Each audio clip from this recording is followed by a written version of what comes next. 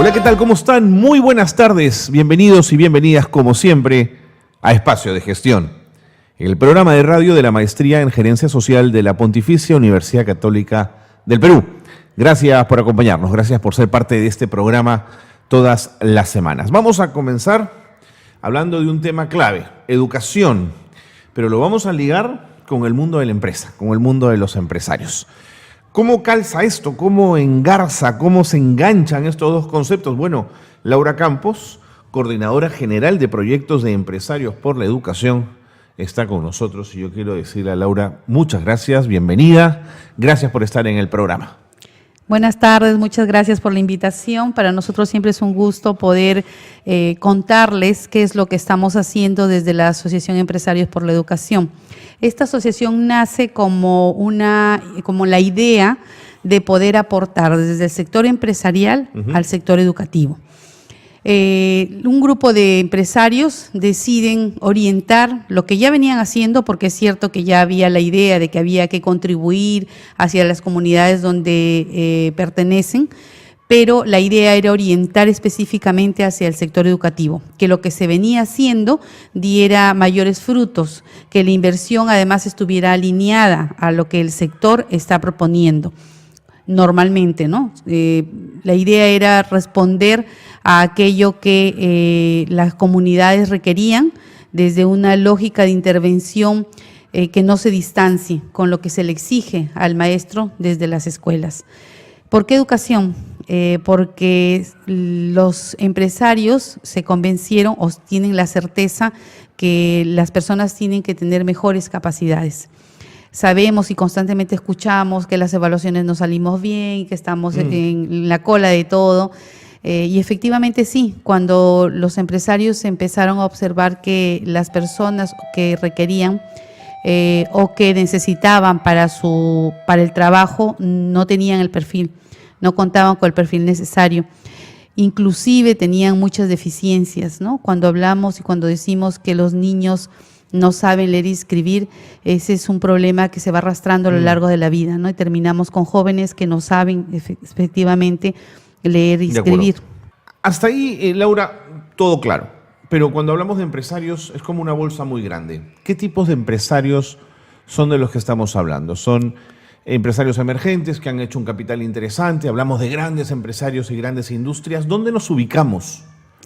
Bueno, nosotros surgimos desde la CONFIEP, que ese es uno de los elementos importantes y claves que nosotros tenemos. O sea, la gran empresa. La gran empresa, porque en realidad los primeros socios que fueron los que tuvieron la iniciativa participaban en ese momento como parte de la directiva de CONFIEP. Como iniciativa deciden fundar una asociación que pudiera encaminar los recursos que las empresas usaban para responsabilidad social. Desde esa perspectiva, ¿cómo funciona el aporte? ¿Entra todo en una bolsa y en esa bolsa se va repartiendo? ¿O es que los empresarios en determinada localidad invierten en su localidad? ¿Cuál es el criterio para la inversión? Bueno, hasta el momento nosotros funcionamos con una cuota que el empresario brinda a la asociación para la parte de sostenibilidad que se requiere en cualquier institución. Pero las intervenciones directas las hacemos por iniciativas pedidas o presentadas por nosotros mismos porque buscamos lugares donde se requiera. De acuerdo. Y podemos hacer la intervención. No necesariamente en el lugar donde está la empresa. No, claro, interesante. Porque tenemos algunas iniciativas, como es Comunidad Digital, por ejemplo, que les interesaba llevar internet a las comunidades. Entonces definimos criterios para elegir las comunidades: pobreza extrema, donde no tuvieran acceso al internet, donde tuviéramos poblaciones entre 7,000 y a 10,000 personas, y que sean además emergentes, que viéramos que tenían una posibilidad de crecimiento. Entiendo.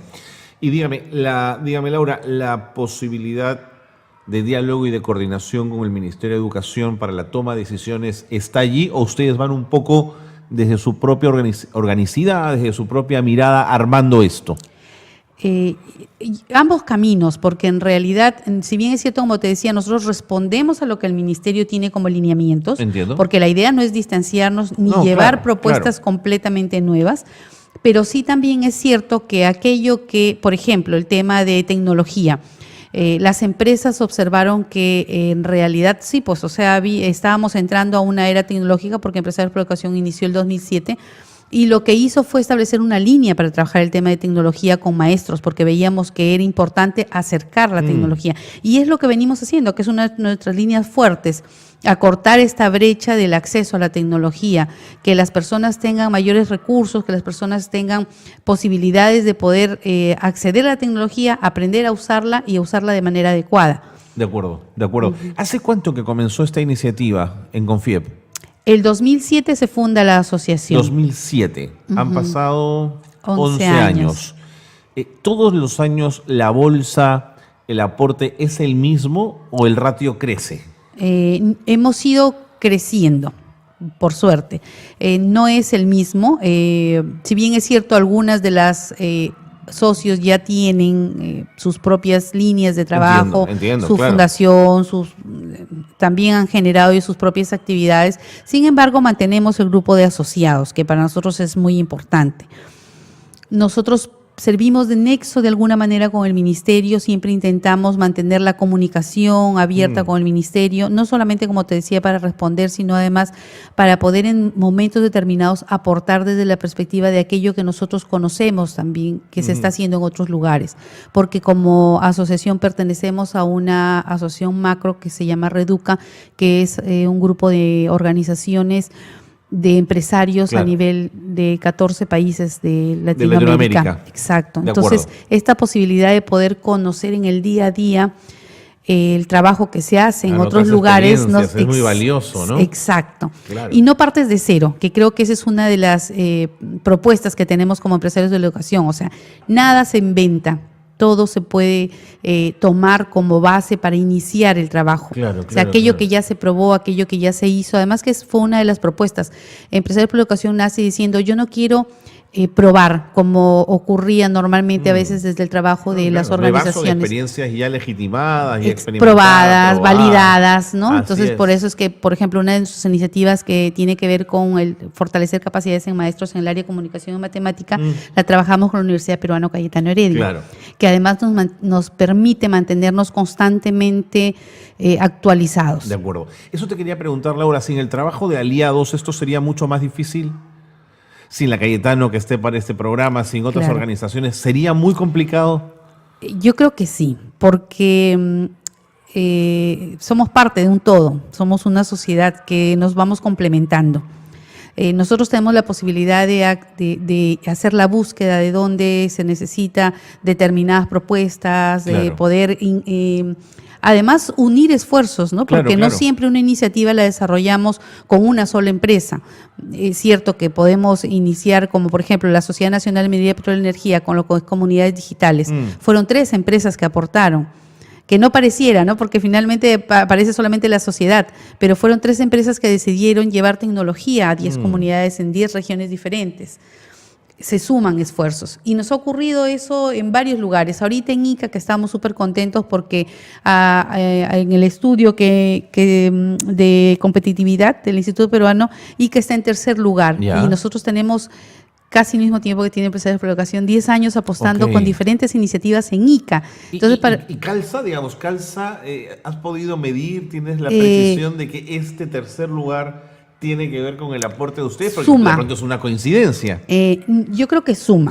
Suma como todo. O sea, no sería... Y suma como todo porque además yo creo que debo decir que tenemos una fortaleza enorme porque la Dirección Regional de Educación de ICA y las UGELS siempre se sumaron al trabajo. No solamente del sector privado, que esa es algo que siempre buscamos. O sea, no vamos solos como propuesta y llegamos, trabajamos y nos vamos. No. El sector público siempre está acompañándonos, siempre nos está fortaleciendo. Y en este caso hemos tenido mucho trabajo de las unidades de gestión local, de la Dirección Regional de Educación. Entonces, eso ha hecho que crezca, porque además nos dan el aval para realizar las intervenciones. Y bueno, también nos miran qué es lo que estamos haciendo y nos van orientando si es posible. Y tenías ya la experiencia de Moquegua. Moquegua es primer lugar en educación muchos años y tiene a Sauder detrás, que apoyó permanentemente ese proceso. ¿Por qué no iba a pasar lo mismo con el apoyo de la asociación ENICA, digamos, ¿no es cierto? Exacto. Y ENICA ha sido la suma de varias empresas, o sea, no es una sola empresa la que aportó. Claro. Tuvimos Electrodunas, tuvimos agrícolas que no son muy grandes, Agrícola Ricardo, tenemos ahorita Campos del Sur, La Venta, o sea, varias empresas que fueron sumando en su momento y que han ido aportando para la intervención en diferentes iniciativas en diferentes periodos. No es que todas estuvieron al mismo tiempo, que esa ha sido otra ventaja, ¿no? Tengo una última pregunta antes de irme a la pausa. ¿Dirías que el éxito, a partir del caso de ICA, tiene que ver con dinero o tiene que ver con capacidades? Yo creo que ambos. Ambos, es cierto, van de la mano. Difícil desligarlo. Difícil desligarlo. Tú puedes tener un muy buen equipo con muchas capacidades. Es cierto, los empresarios dicen la aguja se mueve, o normalmente dicen la aguja se mueve. Es cierto que puedes avanzar, pero es diferente cuando tienes recursos. Porque además puedes tener iniciativas mucho más sostenidas. Así es. Pero también es real que si tienes recursos y no tienes las capacidades y no tienes a tus aliados detrás que te permitan poner en marcha todo el trabajo, no es posible. Avanzas muy poco y a veces esos avances se estancan después. De acuerdo. Laura, me voy a la pausa, una pausa breve para venir ya en el último bloque y conversar de algunos detalles, porque este es un programa que tiene que ver con gestión. Entonces sí me interesa saber cómo mides que estás teniendo éxito. Esta es una fórmula, ¿no es cierto? Es decir, he colaborado con una región durante 11 años y ahora está tercero en el ranking de competitividad, digamos, por lo tanto, significa que mi aporte ha calado. Ese es un indicador interesante, pero quiero saber si manejas otros. Pero hagámoslo después de la pausa. Seguimos en Espacio de Gestión en un instante. Quédense con nosotros. Esto es Zona PUC, por supuesto. Ya regresamos.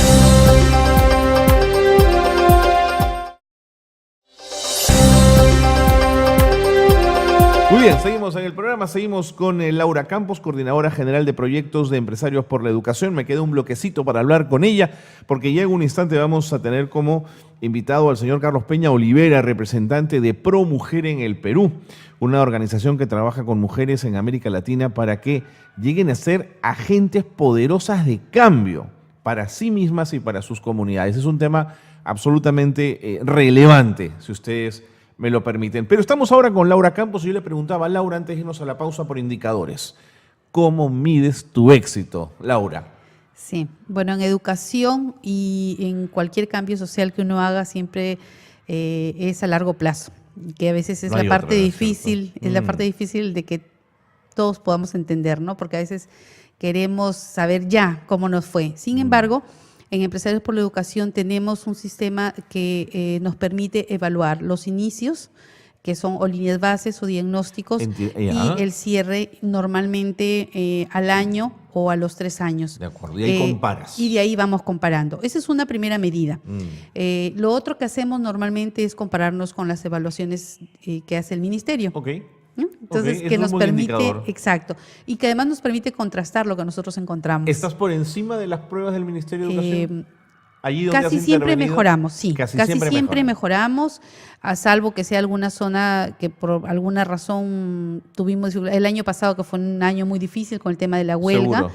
Hemos tenido avance, pero ha sido mucho más bajo del que solemos tener. Pero sí, siempre avanzamos. O sea, en los niños, porque además lo otro que es importante decir nosotros hacemos nuestra intervención con docentes, sin embargo, evaluamos a los estudiantes. Y en los estudiantes se nota de manera significativa en las evaluaciones cómo crecen. Pero también la otra evaluación que nosotros hacemos, que es a través de una línea bastante importante que tenemos de monitoreo y seguimiento, es recoger la parte cualitativa, de saber cómo. Es mucho más difícil de medir, además, ¿no es cierto? Y vamos nosotros recogiendo de los docentes, de los directivos, de los padres de familia, para poder saber cómo ha impactado los programas dentro de la escuela, en los niños, y a veces notar esos cambios relevantes en la calidad de atención del niño, porque ahora sabemos que la parte emocional es muy importante en los aprendizajes. Sabemos también lo emocional, las habilidades blandas, ¿no es cierto? Exacto, sí. Podemos ver que efectivamente ha habido cambios, ¿no? Estuve ayer y antes de ayer haciendo unas visitas de monitoreo en Pisco, porque tenemos un programa importante allí con 9 redes, atendiendo casi el 45% de maestros gracias a ¿En Pluspetrol y Pisco Camisea. capital o en los distritos de Pisco? En todo Pisco. En todo Pisco. Sí, entonces ayer hemos estado y antes de ayer en Huáncano, que es a 2 horas casi de Pisco, que son las zonas más lejanas y son prácticamente rurales y que necesitábamos saber cómo nos iba en estas zonas, porque bueno, tienen una serie de dificultades, bajar hasta el lugar donde son las capacitaciones, es difícil, sobre todo por el tiempo que los maestros tienen que dedicarle al programa. De acuerdo.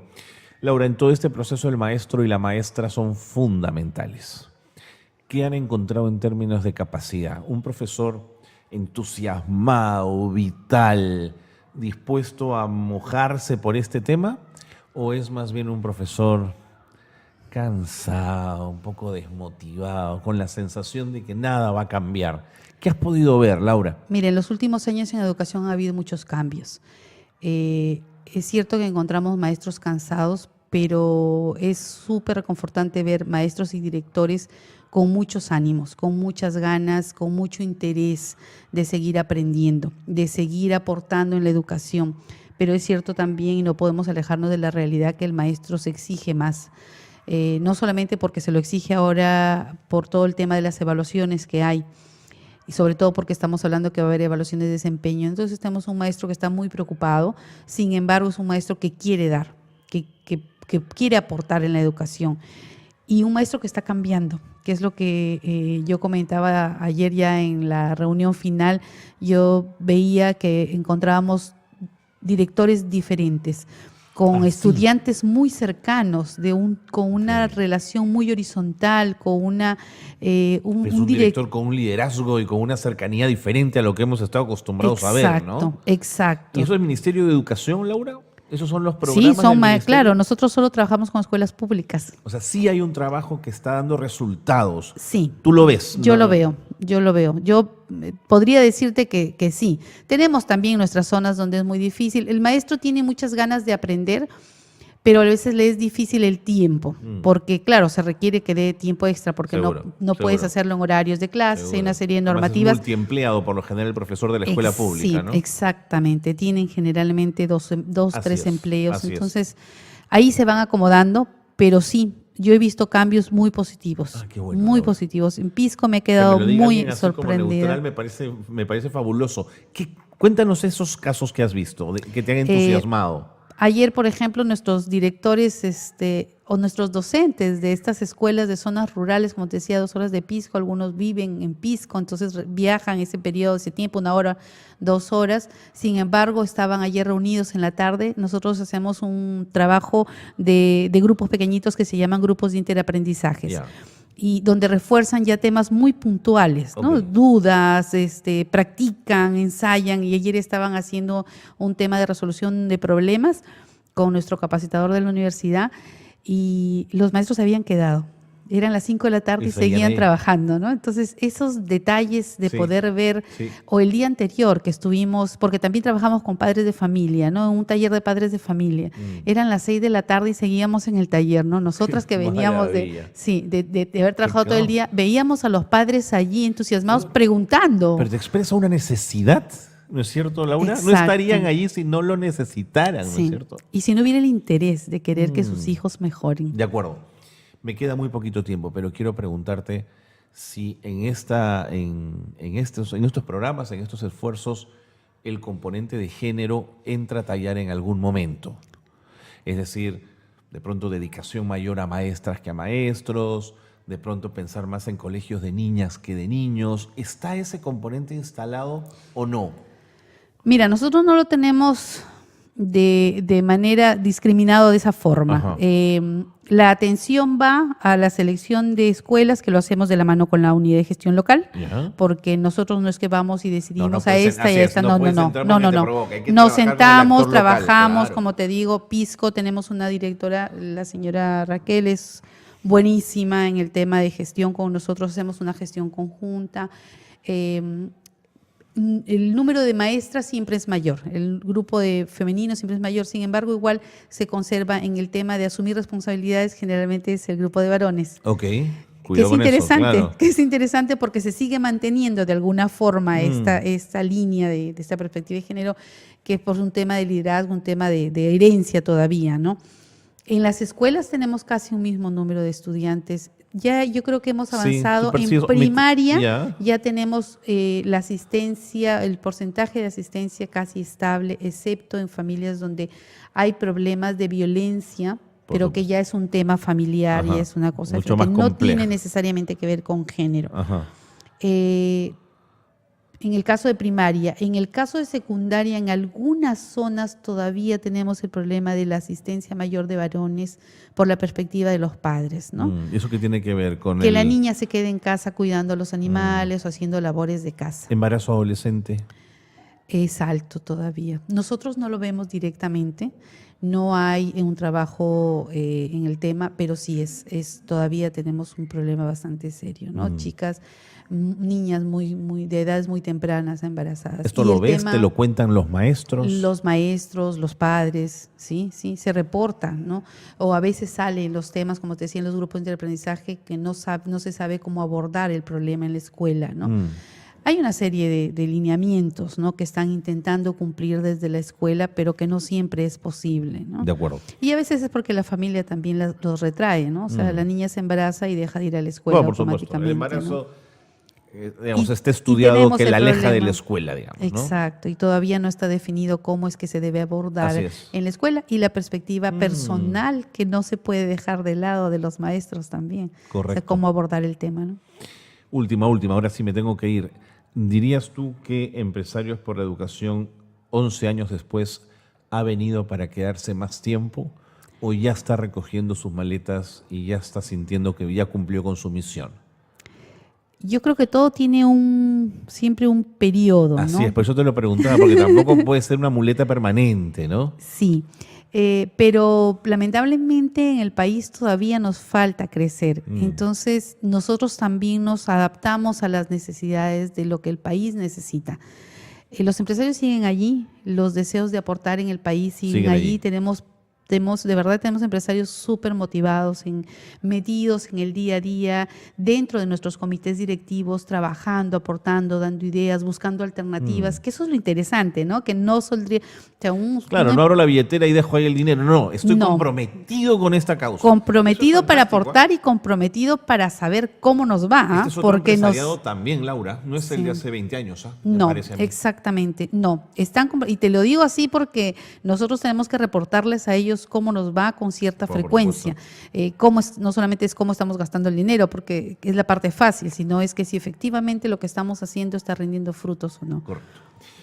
Laura, muchísimas gracias, pero no por haber venido nada más, sino por el esfuerzo que están haciendo en Empresarios por la Educación. Creo que es sumamente valioso. Gracias por haber estado con nosotros. Gracias, muy amable. Ya le escucharon ustedes, Laura Campos, coordinadora general de proyectos de Empresarios por la Educación. Nos tenemos que ir a la pausa, pero no se vayan. Vamos a hablar de ProMujer, una organización que trabaja con mujeres en América Latina para que lleguen a ser agentes poderosas de cambio, por supuesto para ellas y para sus comunidades.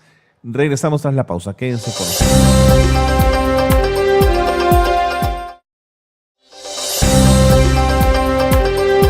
Bien, tal como lo habíamos anunciado, vamos a hablar ahora con el representante de ProMujer en Perú, con Carlos Peña Olivera.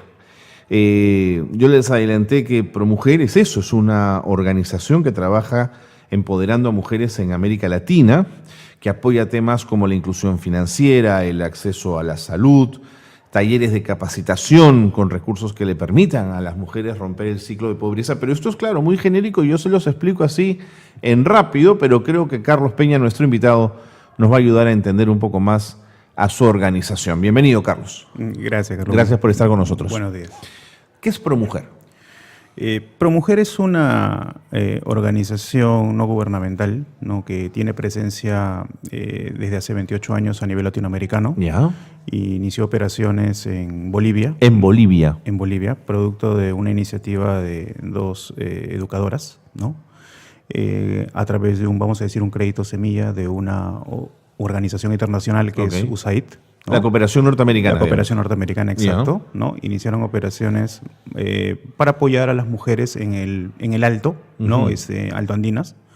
¿Es una zona de La Paz? Es una zona cercana a La Paz, ¿sí? En Bolivia. Y la intención era proveer, ¿no?, a las mujeres, ¿no?, de escasos recursos, de herramientas, ¿no?, a través del crédito, lo que son servicios financieros. Entiendo. Poder hacer un sostenimiento, ¿no?, de sus familias inicialmente, de ahí de empoderarlas para que puedan incorporarse en negocios propios, ¿no? Y esto apalancado siempre por un servicio complementario de salud. Entiendo. ¿Sí?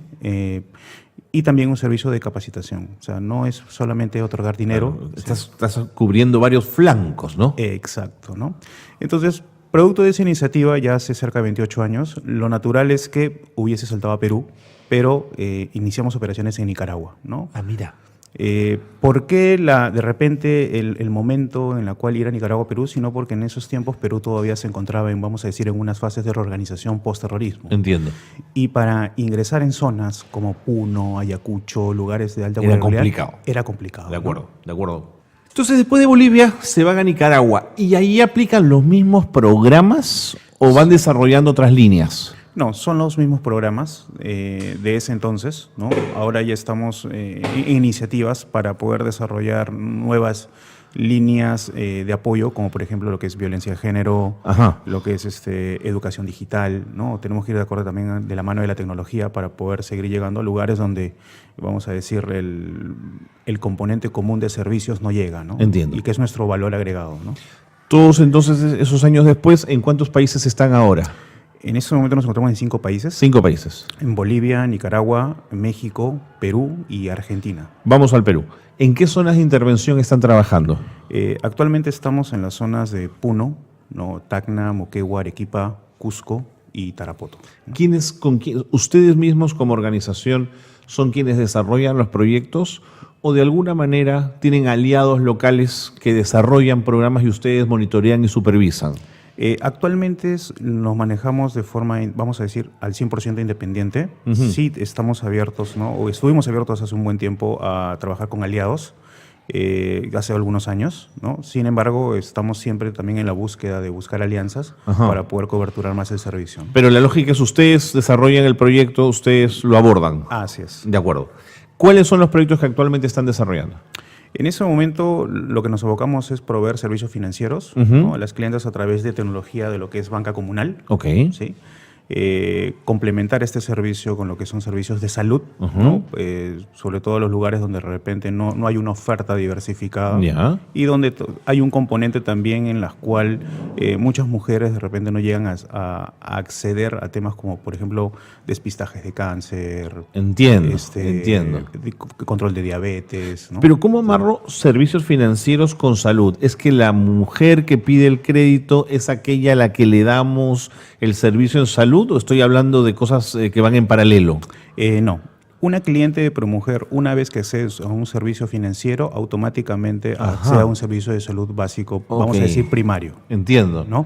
Es el diferencial por la cual nuestra oferta es totalmente distinta a lo que hace de repente un banco, una caja, una cooperativa, ¿no? Claro, claro. Es casi una condición. Vamos a decirlo así. De acuerdo.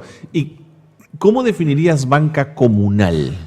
La banca comunal en realidad es un tipo de servicio en la cual no es vamos a decir, un crédito de 1 a 1, sino es el crédito a un grupo de personas. Ajá. Por ejemplo, nosotros tenemos dentro de nuestros lineamientos que una banca se conforma por como mínimo 8 mujeres. Ya, entiendo. Entre estas 8 mujeres, lo que se hace es una evaluación, ¿no?, de capacidad, ¿no?, de cómo están sus, vamos a decir, necesidades, negocios, sobreendeudamientos, uh-huh, ¿no?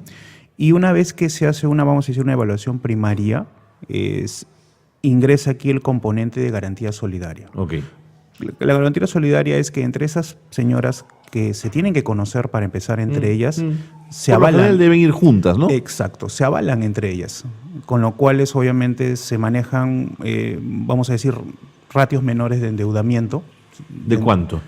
De lo que esté por debajo del mercado, que puede ser 5.5%, ¿no? La intención es que entre ellas se avalen, porque eso nos va a permitir a nosotros poder coberturar a otras mujeres que también pueden requerir este tipo de servicios en lugares donde no hay mucha oferta de este tipo, ¿no? Uh-huh. Por ejemplo, ¿no?, si hablamos en el caso de Tacna, si hablamos de la parte urbana, están ahí, vamos a decir, todas las ofertas de organizaciones que pueden ofrecer crédito. Pero nosotros llegamos a localidades que no están, vamos a decir, centrales, sino en la periferia, como por ejemplo un Locumba, ¿no?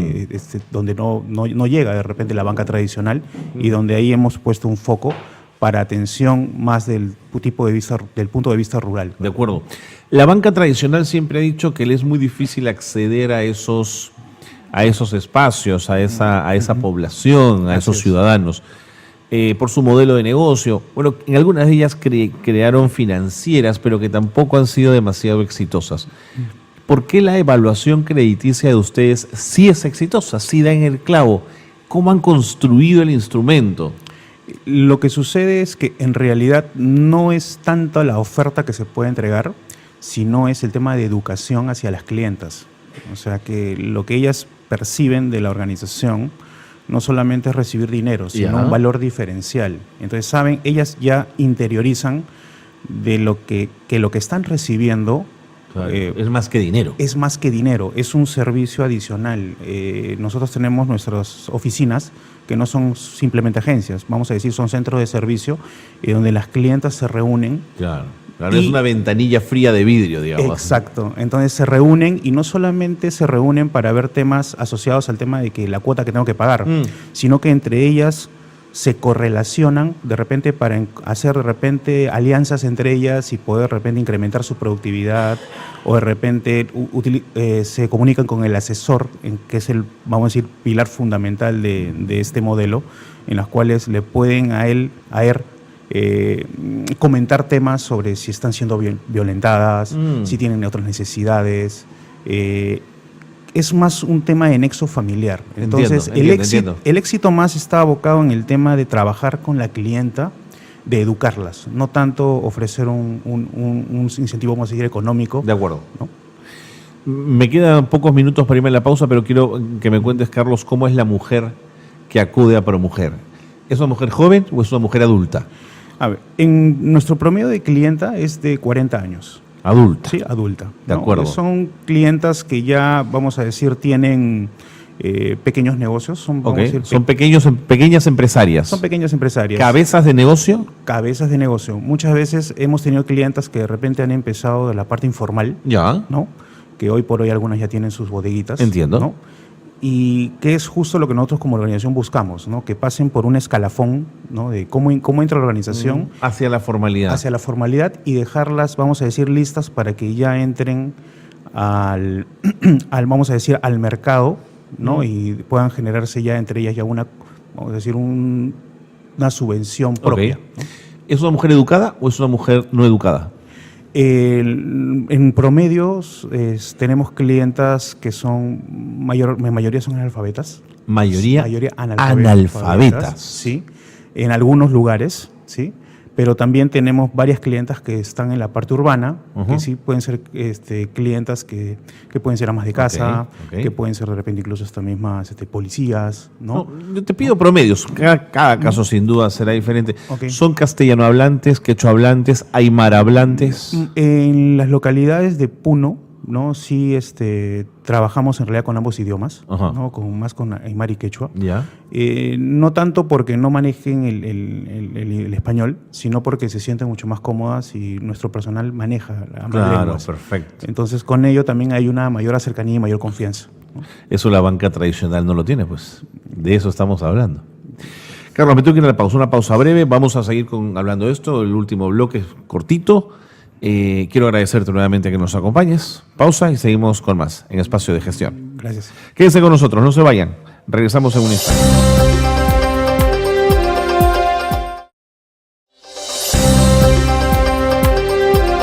Seguimos en Espacio de Gestión. Qué bueno que se han quedado con nosotros porque estamos con Carlos Peña Olivera, representante de ProMujer en el Perú. Nos está hablando Carlos de la organización.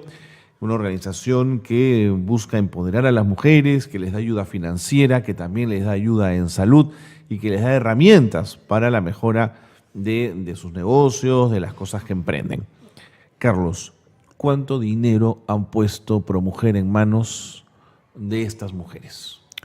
Anualmente, ¿cuánto pone? Anualmente nosotros manejamos una cartera de 25 millones de soles, ¿no? Epa, no es poco, oye. Recurrente de 5 millones mensuales, ¿no? Nuestros créditos promedios están entre los 1.100 soles, 1.300 soles, ¿no? ¿La mujer es buena pagadora? En realidad sí. Sí. La mujer es más buena pagadora que los hombres. ¿Eso está claro, eso está medido o es un mito? No, sí está medido, hay estudios que han efectuado eso, porque sobre todo todos los ingresos que manejan las mujeres, el 90% de esos ingresos los destinan a la canasta familiar, Ajá. con respecto al 40% de los hombres.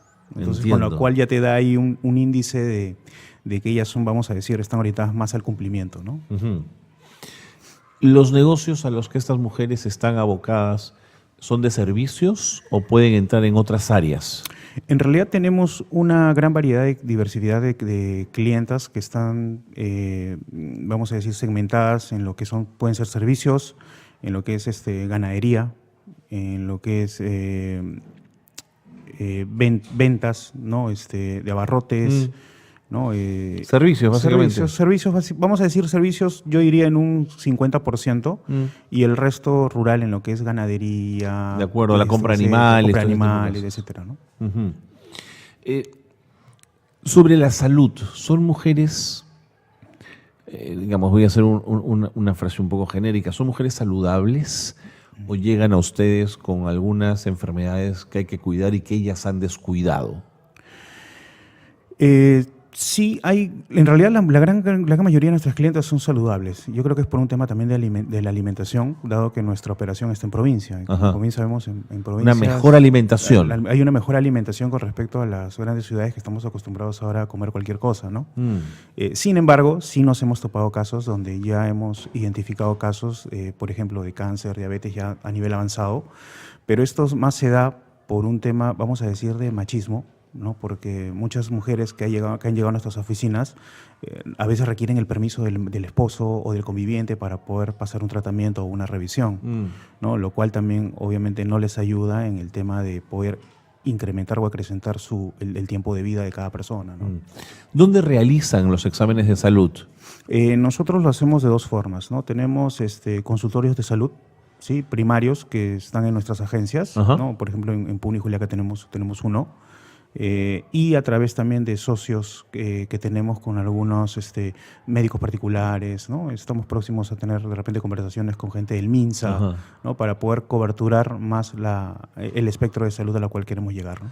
¿La condición de salud de la socia, digamos, de esta banca comunal condiciona los préstamos? No, para nada. Para nada. Para nada. Yo te decía, me iba a parecer medio perverso, ¿no es cierto? Sí, esa es parte de la diferencia también que tenemos como organización. Y cubrimos también los mismos criterios, como por ejemplo que la clienta pueda recibir un seguro de vida ante algún inconveniente mientras dure el periodo de crédito en la cual está inmersa, ¿no? De acuerdo. ¿Quién soy el financiador principal, el financista principal de ProMujer? ¿Sigue siendo USAID? No, ahora es ProMujer misma. ¿Cómo generan ustedes sus ingresos? ¿A partir de los préstamos? A partir de los préstamos y de los servicios que realizamos, ¿no? Y por las campañas. En este momento, en Perú nos encontramos, vamos a decir, apalancados 100% con capital interno, ¿no? ¿Qué te hace estar tan seguro de tus operaciones financieras, de la sostenibilidad de estas, de que no haya sorpresas?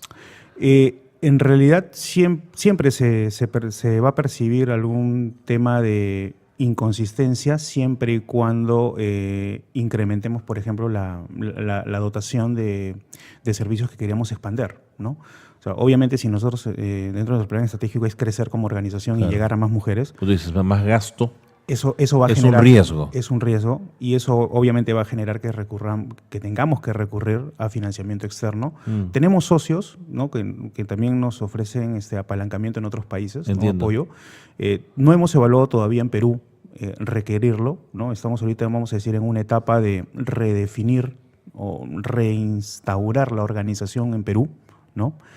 Para ofrecer otras líneas de servicio adicionales, como mencionaba, de violencia de género, educación digital, con la cual también vamos a diversificar la oferta no solamente para las clientes actuales, sino para la próxima generación que viene, que son las hijas, las sobrinas de las clientas, y atender también ese segmento joven que también ya cada día comienza a crecer de forma latente, ¿no? ¿Esta banca comunal tiene algún nivel de supervisión de la SBS?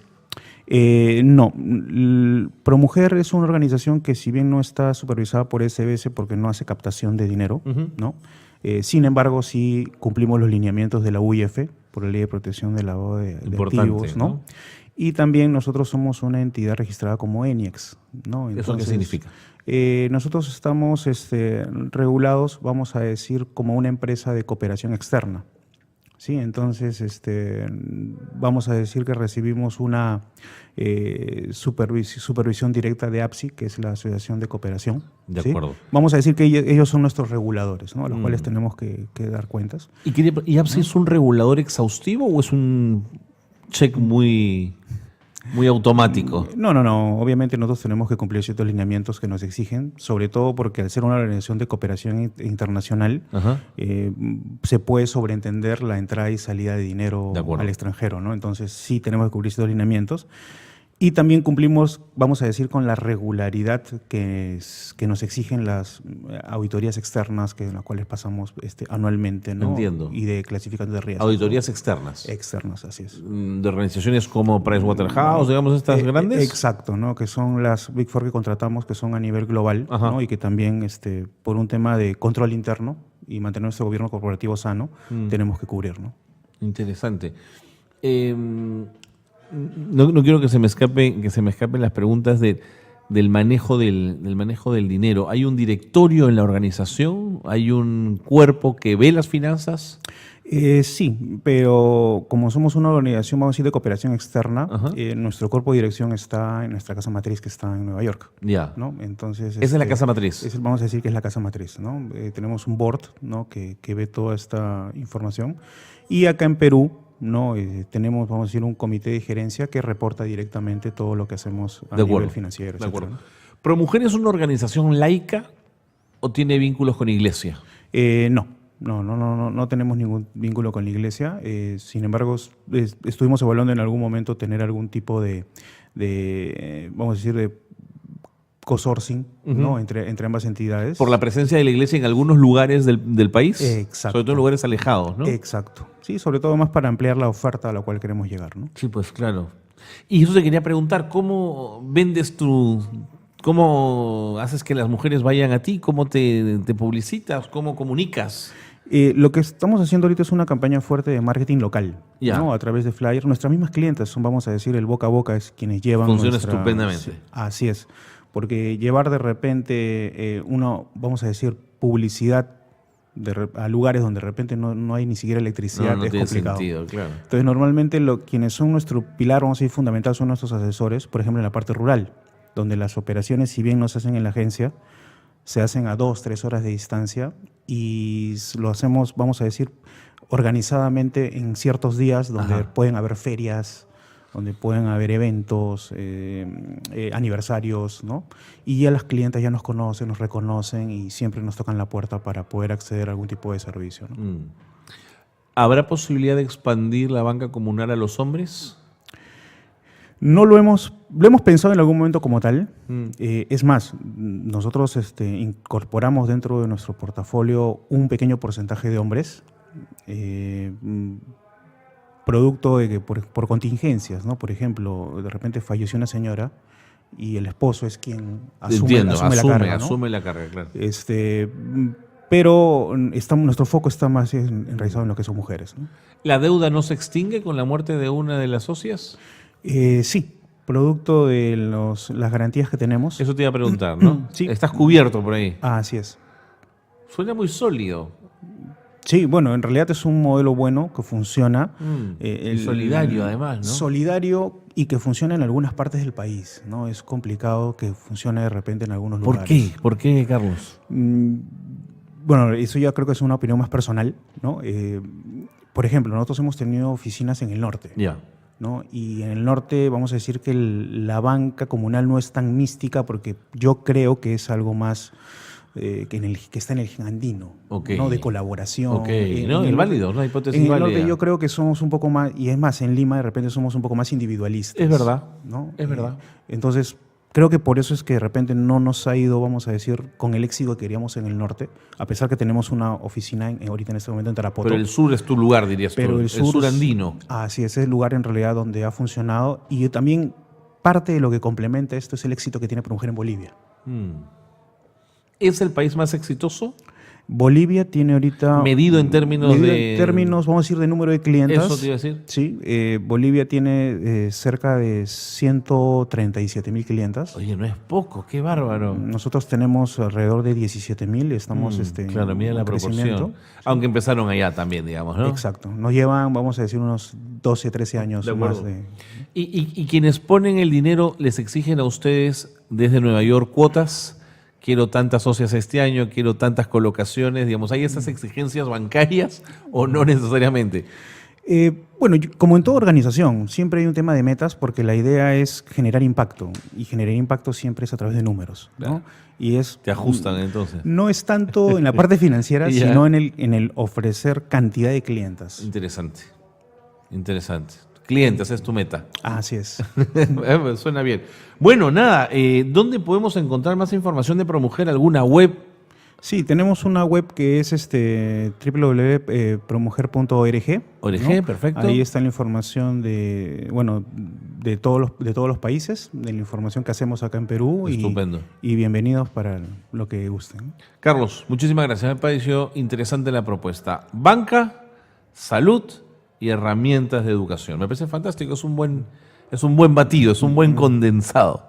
Gracias por haber estado con nosotros y mucha suerte. Gracias, buenos días. Bueno, ya lo escucharon, Carlos Peña Olivera, representante de ProMujer en el Perú, ha estado con nosotros y con él le ponemos punto final al programa. Gracias por habernos acompañado.